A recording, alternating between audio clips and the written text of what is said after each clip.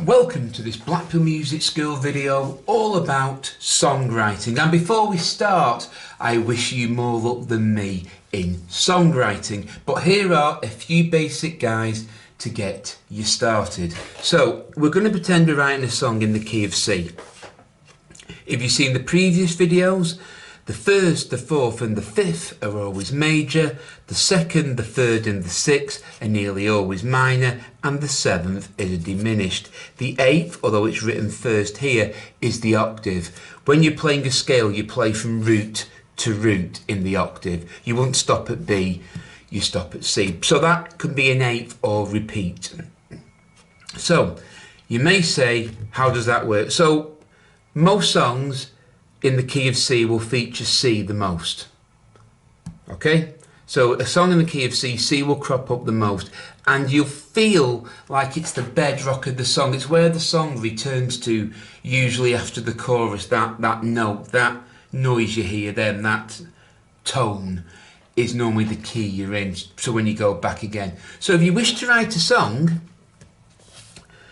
if we're talking rock and pop songs, they will feature these chords mainly in the key of C: C, G, A minor and F major. So C, F major, G major and A minor. C major, F major, G major, A minor.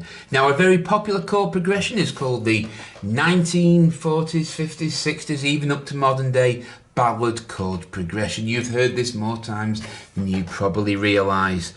And that consists in this order: the root, C, A minor, F, G. If you play a bar of them to yourselves, you can probably recognise a few songs. So C, A minor, F, G.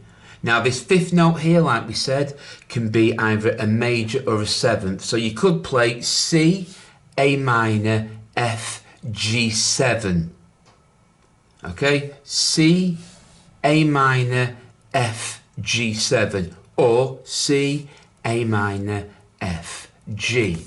Okay, and that will be a sort of ballady type thing. If you were to play it in D, it would be D, B minor, G, A or A7.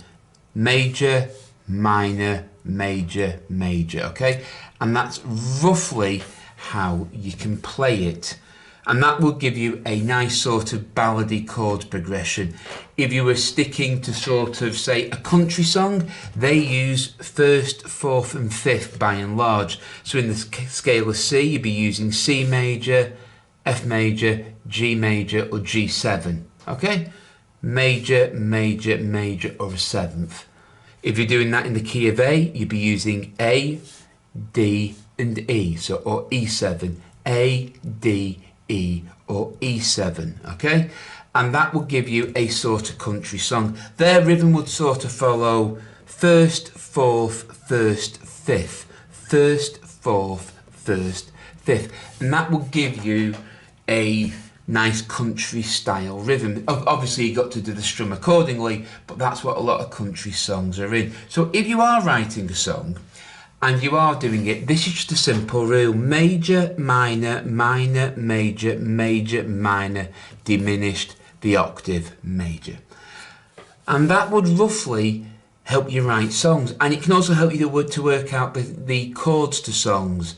Like I said again, some songs from the 1930s, 40s use far more complicated chords than I can possibly explain on this chord sheet, but it's a rough guide to get you going, and I recommend getting one of these. These are just downloadable from anywhere.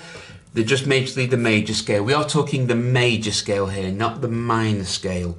And like you say, if you were writing a song in any key, you can just use this to work out the chords. If I'm being really analytical, the first, the fourth, the fifth and the sixth are in most songs.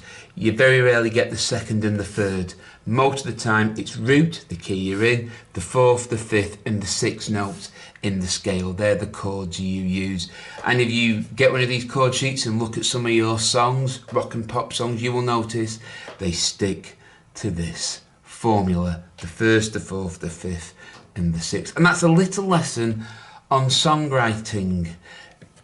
It's always fun to try and write your own songs, and it's a task well worth doing because you'll learn what chords work best with each thing. So this is a major scale chord chart. These are the key you're in, that's the key you're in, and these are the scale degrees going up.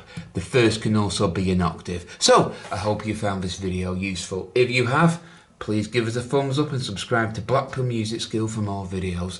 The more thumbs up we get and the more subscribers we get, the more videos we will post. Until next time, take care, keep practicing, keep playing, and as always, goodbye.